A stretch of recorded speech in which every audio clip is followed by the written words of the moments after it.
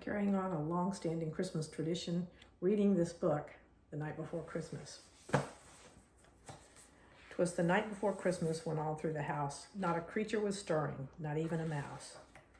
The stockings were hung by the chimney with care in hopes that St. Nicholas soon would be there. The children were nestled all snug in their beds while visions of sugar plums danced in their heads. And Mama in her kerchief and I in my cap had just settled down for a long winter's nap. When out on the lawn there arose such a clatter, I sprang from the bed to see what was the matter. Away to the window I flew like a flash, tore open the shutters and threw up the sash. The moon on the breast of the new fallen snow gave the luster of midday to objects below. When what to my wondering eyes should appear but a miniature sleigh and 8 tiny reindeer. With a little old driver so lively and quick, I knew in a moment it must be St. Nick. More rapid than eagles, his coursers they came, and he whistled and shouted and called them by name. Now Dasher, now Dancer, now Prancer and Vixen, on Comet, on Cupid, on Donder and Blitzen. To the top of the porch, to the top of the wall, now dash away, dash away, dash away all.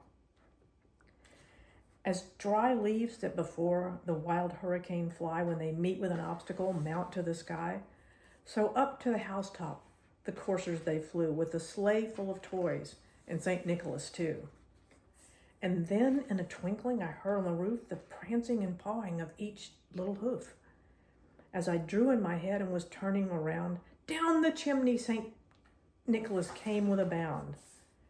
He was dressed all in fur from his head to his foot, and his clothes were all tarnished with ashes and soot.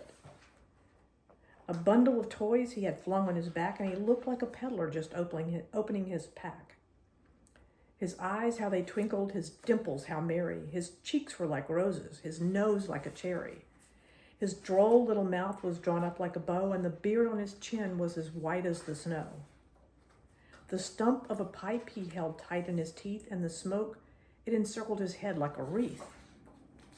He had a broad face and a round little belly that shook when he laughed like a bowl full of jelly. Ho, ho, ho. He was chubby and plump, a right jolly old elf, and I laughed when I saw him in spite of myself. A wink of his eye and a twist of his head soon gave me to know I had nothing to dread. He spoke not a word, but went straight to his work and filled all the stockings and turned with a jerk, and laying his finger aside of his nose and giving a nod, up the chimney he rose. He sprang to his sleigh, to his team gave a whistle, and away they all flew like the down of a thistle. But I heard him exclaim as he drove out of sight, "Merry Christmas to all, and to all a good night." And I love you all with all my heart. Merry Christmas.